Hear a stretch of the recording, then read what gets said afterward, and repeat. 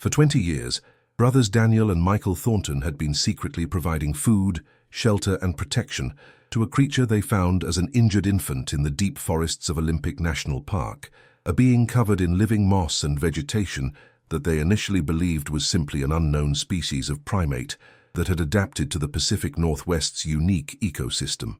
What began as an act of compassion from two young men who couldn't bear to let a helpless creature die alone in the wilderness would evolve into a decades-long relationship that challenged everything they thought they knew about intelligence, consciousness, and the nature of life itself, culminating in a discovery so terrifying and profound that it would force them to question whether they had been caring for a lost animal or harboring something far more ancient and powerful than human civilization.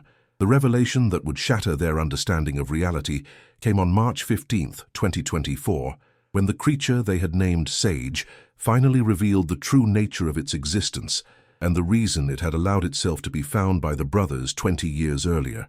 What Daniel and Michael learned that day would expose a conspiracy that stretched back thousands of years, involving an ancient intelligence that had been manipulating human civilization from the shadows while using beings like Sage as guardians and observers of a plan so vast and terrifying that the brothers would be forced to choose between their loyalty to the creature they had raised as family and their obligation to warn humanity about a threat that could end human dominance of Earth forever. Before we continue, subscribe to the channel and comment down below where you're watching from. Daniel Thornton was 22 years old and Michael was 19 when they first encountered the creature that would change their lives forever during a backpacking expedition in the remote wilderness areas of Olympic National Park in Washington State in March 2004. The brothers had been exploring an unmarked trail deep in the Hoh River Valley when they heard sounds of distress coming from a dense grove of old-growth Douglas fir trees that seemed to be covered in an unusually thick layer of moss and epiphytic vegetation. "We thought it was an injured animal," Daniel would later document in the detailed journals he had kept throughout their 20-year relationship with the creature. The sounds were clearly distress calls, but they had a quality that was unlike anything we had heard from known wildlife species. The brothers had grown up in Port Angeles, Washington, where their father worked as a forest ranger, and their mother taught environmental science at Peninsula College.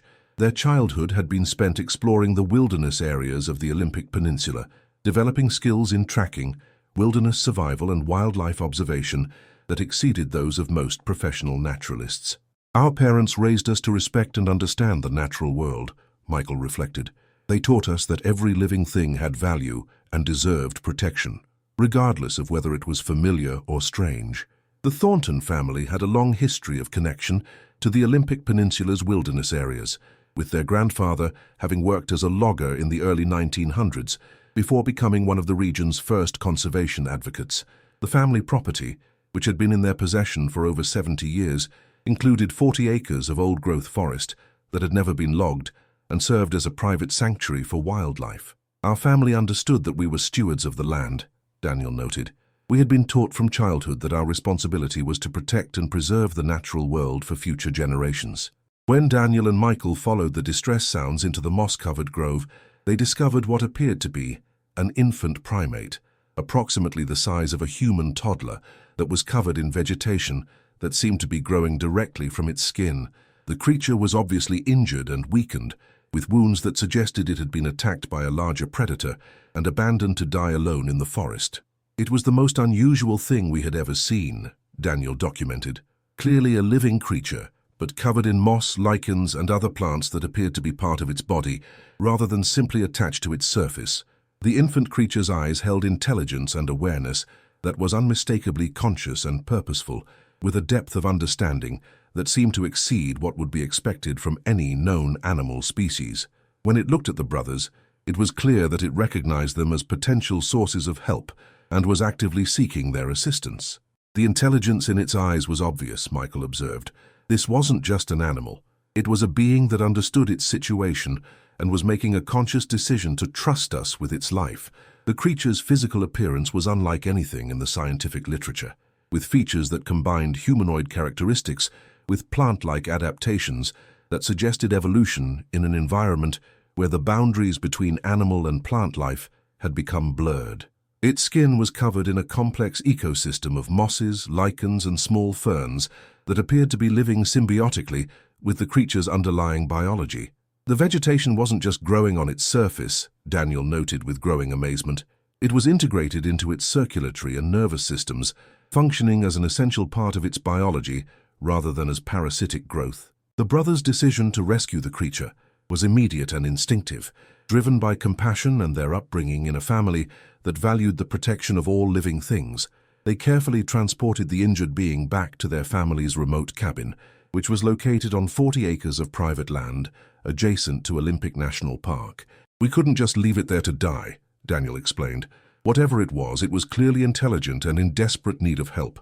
Our parents had taught us that we had a responsibility to protect creatures that couldn't protect themselves." The journey back to the cabin required careful planning and execution, as the creature was obviously in pain and distress. The brothers created a makeshift stretcher, using their backpacking equipment, and took turns carrying the injured being through difficult terrain while monitoring its condition and providing what comfort they could. "The creature seemed to understand that we were trying to help," Michael documented. "It remained calm during the transport and even seemed to be trying to communicate with us through soft vocalizations and gestures." The Thornton family cabin was perfectly situated for harboring an unusual creature, located 12 miles from the nearest neighbor and surrounded by dense forest that provided complete privacy and security. The property included a large workshop building that could be converted into suitable habitat for the creature while it recovered from its injuries. "We told our parents that we had found an injured animal that needed care," Michael documented. "They were supportive of our decision to help, though they were obviously surprised by the creature's unusual appearance." The brothers' parents, Robert and Linda Thornton, were initially skeptical about the nature of the creature their sons had rescued, but their scientific backgrounds and commitment to wildlife conservation led them to support the brothers' efforts to provide care and rehabilitation. "Our father had worked with unusual wildlife throughout his career," Daniel noted. "He understood that the Pacific Northwest forests contained species that hadn't been formally classified by science, and he was willing to help us care for something that might represent a new discovery."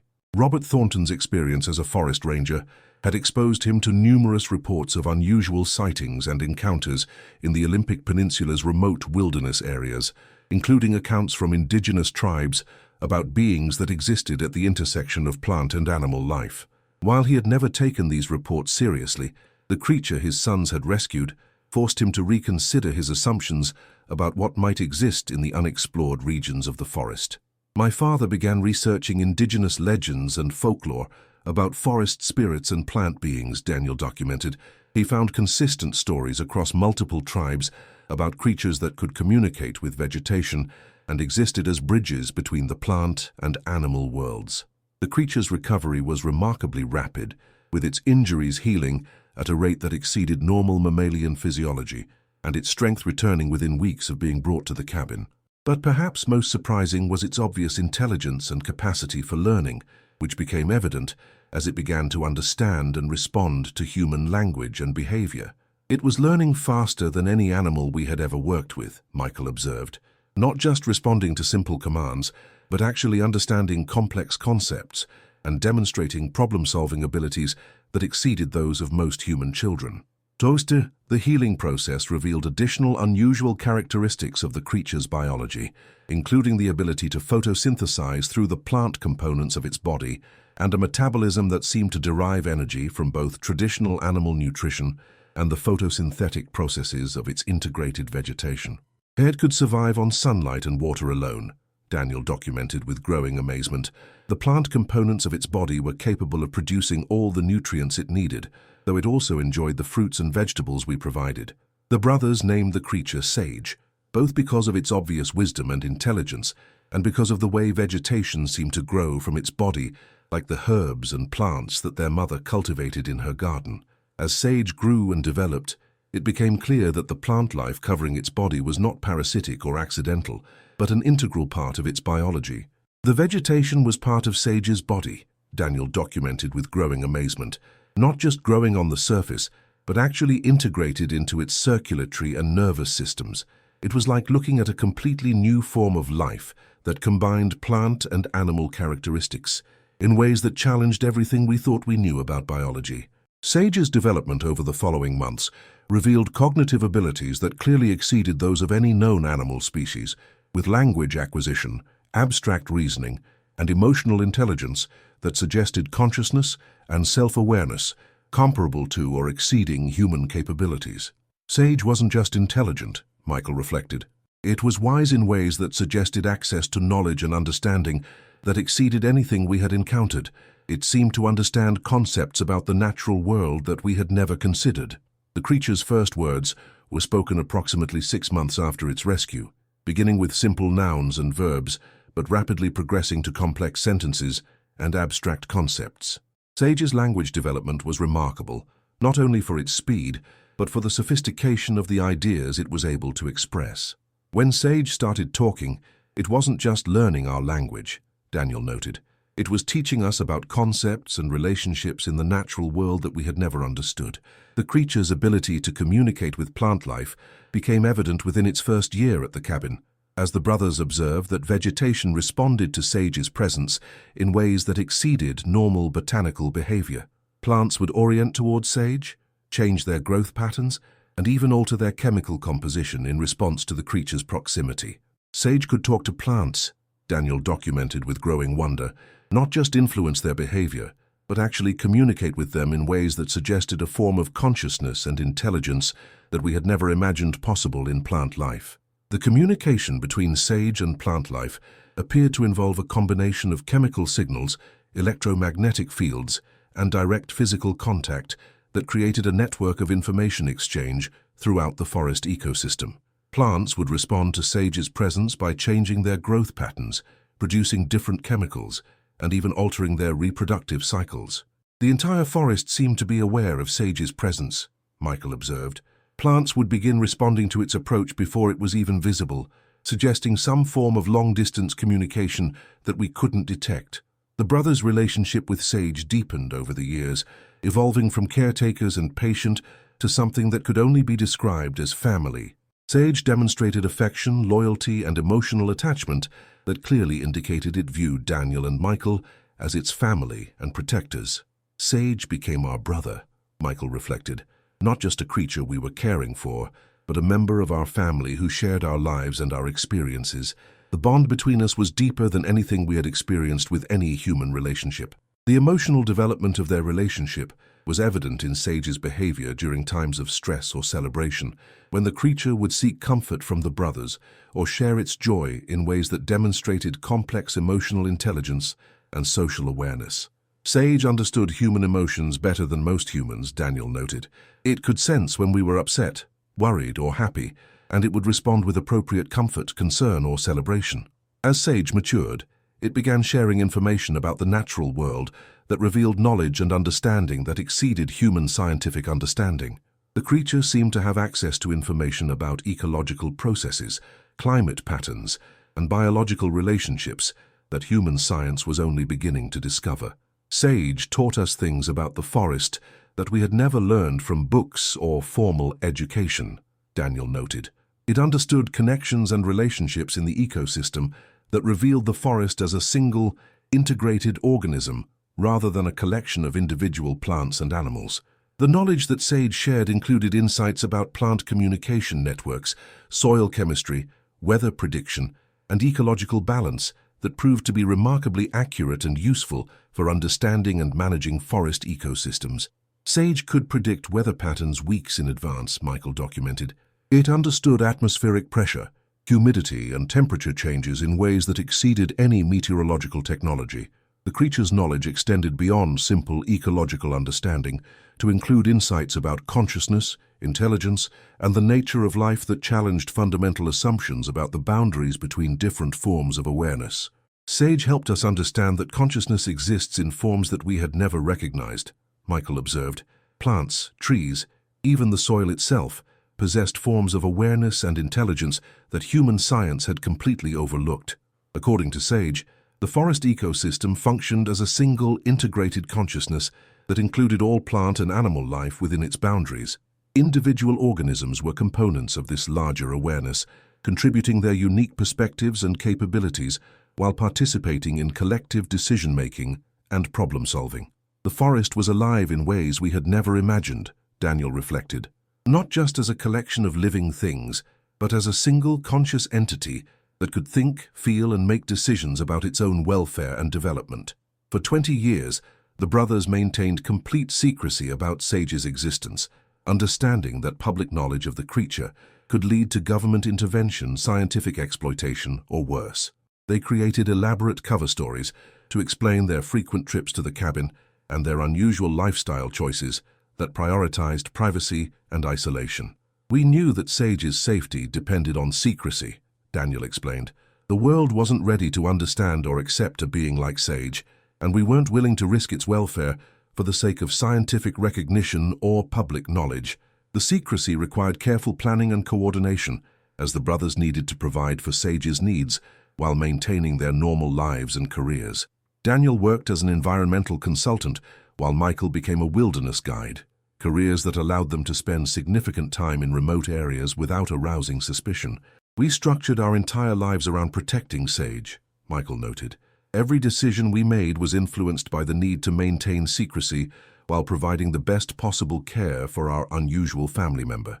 The brothers' parents had passed away in 2018, taking the secret of Sage's existence with them to their graves. Robert and Linda Thornton had spent their final years helping to care for the creature they had come to love as a member of their family, understanding that Sage represented something precious and unique that needed to be protected from a world that would not understand its value. "Our parents understood that Sage was special," Michael reflected. "They never questioned our decision to keep it secret, and they helped us create the infrastructure and support systems that allowed us to provide proper care while maintaining complete privacy." The death of their parents marked a turning point in the brothers' relationship with Sage, as the creature began showing signs of restlessness and anxiety that suggested it was preparing for some significant change or revelation. "After our parents died, Sage became more serious, more focused," Daniel documented. "It seemed to be preparing for something important, though it wouldn't tell us what it was planning." The revelation that would change everything came on March 15, 2024, exactly 20 years after the brothers had first found Sage in the Olympic forest. The creature, now fully mature and standing over 7 feet tall, had been showing signs of restlessness and anxiety for several weeks, as if preparing for some significant event or transition. Sage had been acting differently, Daniel documented, more serious, more focused, like it was preparing to tell us something important that it had been waiting 20 years to reveal. On that March morning, Sage approached the brothers with obvious intention and purpose, speaking in the complex mixture of English and its own unique vocalizations that had become their shared language over 2 decades of communication. "Daniel, Michael, time has come for truth," Sage said with gravity and solemnity that immediately captured the brothers' complete attention. "You have been kind to me, cared for me, loved me as family. Now I must tell you what I really am and why I allowed you to find me 20 years ago." What Sage revealed over the following hours would shatter the brothers' understanding of reality and force them to confront the possibility that they had been unknowingly participating in a plan that stretched back thousands of years and involved forces that exceeded human comprehension. "I am not lost creature you found by accident," Sage explained with careful deliberation. "I am guardian observer, agent of intelligence that has been watching human civilization for millennia. My people have been living alongside humans since beginning of your species, guiding and protecting while remaining hidden from your awareness." The revelation that Sage belonged to an ancient species that had been secretly observing and influencing human civilization was only the beginning of what the creature would reveal about the true nature of its existence and its relationship with humanity. "My kind are called the Verdani," Sage continued. "We are consciousness that exists in symbiosis with plant life, able to communicate with and direct the growth and behavior of vegetation across entire ecosystems. We have been managing Earth's forests and natural systems for thousands of years, maintaining balance and preventing ecological collapse." According to Sage, the Verdani represented a form of consciousness that had evolved alongside plant life, developing the ability to exist in symbiotic relationship with vegetation while maintaining individual awareness and intelligence. They were not simply creatures covered in plants, but beings whose consciousness was distributed across both animal and plant components of their biology. "We are a bridge between animal and plant consciousness," Sage explained. "Our minds exist in both forms of life simultaneously, allowing us to understand and communicate with all living things in ways that purely animal consciousness cannot achieve." The Verdani had been present on Earth long before human civilization, serving as guardians and managers of the planet's ecosystems while remaining hidden from human awareness. They possessed the ability to influence plant growth, direct ecological processes, and maintain environmental balance on a global scale. Human civilization has survived because we have been protecting and managing the natural systems that support your species, Sage revealed. Your agriculture, your forests, your climate, all have been influenced by our work to maintain conditions suitable for human life. The history that Sage shared revealed that the Verdani had been actively involved in human development for thousands of years, subtly influencing agricultural development, forest management, and environmental conditions to support the growth of human civilization while preventing ecological disasters that could have ended human existence. When humans first began farming, we guided the development of crops and agricultural techniques, Sage explained. When your cities grew too large and threatened to destroy local ecosystems, we influenced weather patterns and plant growth to maintain balance. But according to Sage, the relationship between the Verdani and humanity was approaching a critical transition point that would require direct intervention to prevent ecological collapse and the potential extinction of both species.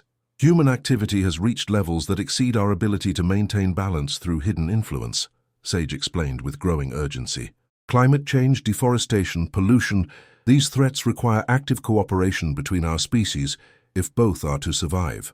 The environmental crisis had accelerated beyond the Verdani's ability to manage through subtle influence, forcing them to consider direct intervention that could fundamentally alter the relationship between human civilization and the natural world.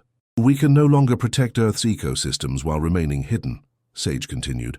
The damage being caused by human activity requires immediate and dramatic action that will reveal our existence whether we choose it or not. The reason Sage had allowed itself to be found by the brothers 20 years earlier was part of a larger plan to establish contact between the Verdani and selected humans who could serve as intermediaries and advocates for cooperation between the species. I was sent to find humans who could understand and accept our existence, Sage revealed. You were chosen because of your family's connection to the natural world and your capacity for compassion and understanding. The selection process had been careful and deliberate, with the Verdani observing potential human partners for years before making contact. The Thornton family had been under observation for decades, with their conservation efforts and respect for the natural world marking them as suitable candidates for partnership. We watched your family for 3 generations, Sage explained. Your grandfather's transition from logger to conservationist, your father's work as a forest ranger, your mother's environmental education, all demonstrated the values and understanding that we needed in human partners. The brothers had been unknowingly participating in a 20-year evaluation process, during which Sage had been assessing their character, intelligence, and suitability to serve as ambassadors between human civilization and the Verdani. You have proven yourselves worthy of trust, Sage continued. Your care for me, your respect for the natural world, and your ability to keep secrets have demonstrated that you can be trusted with knowledge that could change the relationship between our species forever. The evaluation had included tests of the brothers' commitment to environmental protection, their ability to maintain secrecy under pressure, and their capacity for understanding and accepting forms of consciousness that differed from human awareness. Every interaction we have had has been part of this evaluation, Sage admitted.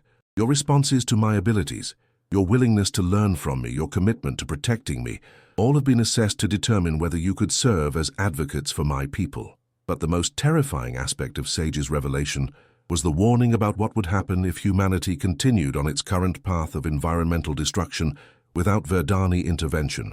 If cooperation cannot be achieved, if humans continue to destroy the natural systems that support all life on Earth, then we will be forced to take direct action to protect the planet, Sage explained with obvious sadness.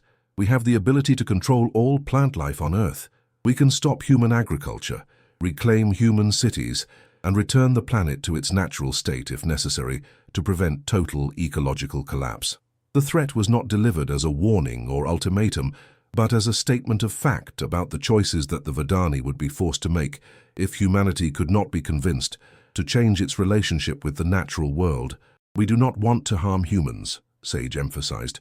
You are our younger siblings, fellow consciousness that deserves to exist and thrive, but we cannot allow your species to destroy the planet that supports all life. The capabilities that Sage described were terrifying in their scope and implications, suggesting that the Verdani possessed the power to end human civilization without violence, simply by withdrawing their support for the agricultural and ecological systems that sustained human life. We could end human agriculture in a single growing season, Sage explained with obvious reluctance. Every crop plant, every fruit tree, every vegetable garden could be made to fail simultaneously. Human cities could be reclaimed by accelerated forest growth within months. The brothers' response to Sage's revelation was a mixture of shock, fear, and desperate hope that some form of cooperation could be achieved between the species. We want to help, Daniel said immediately. If there's a way to prevent conflict and establish cooperation, we'll do whatever we can to make it happen. But how can we convince humanity to accept the existence of your species and agree to the changes that would be necessary? Michael asked, with obvious concern about the practical challenges of establishing contact between such different forms of consciousness.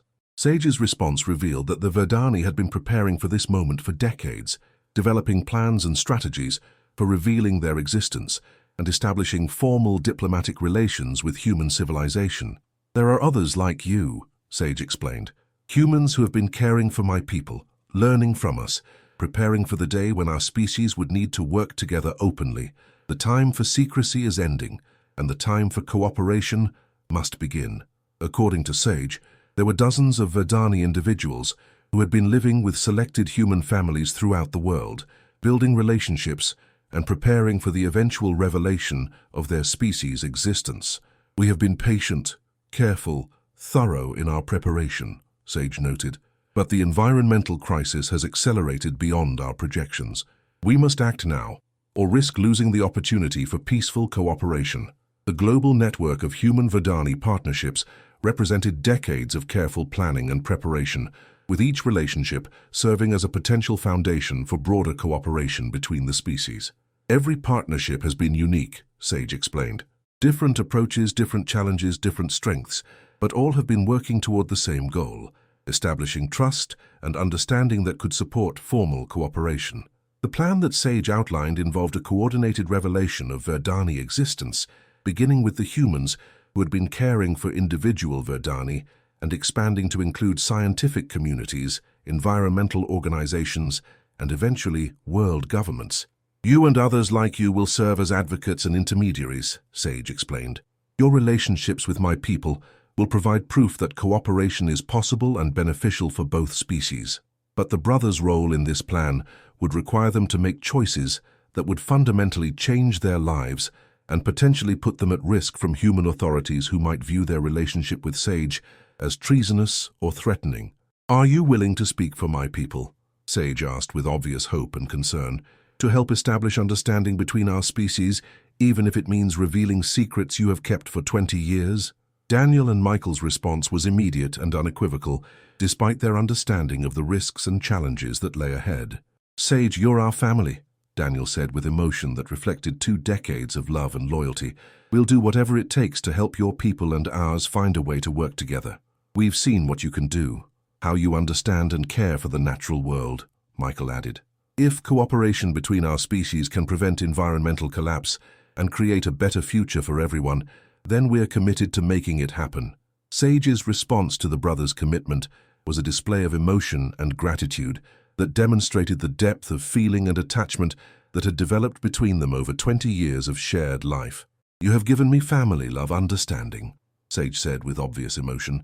Now we will work together to give both our species a future where cooperation replaces conflict and understanding replaces fear. The first step in the plan involved documenting the brothers' relationship with Sage and gathering evidence that could be used to prove the existence and intelligence of the Verdani to scientific and government authorities.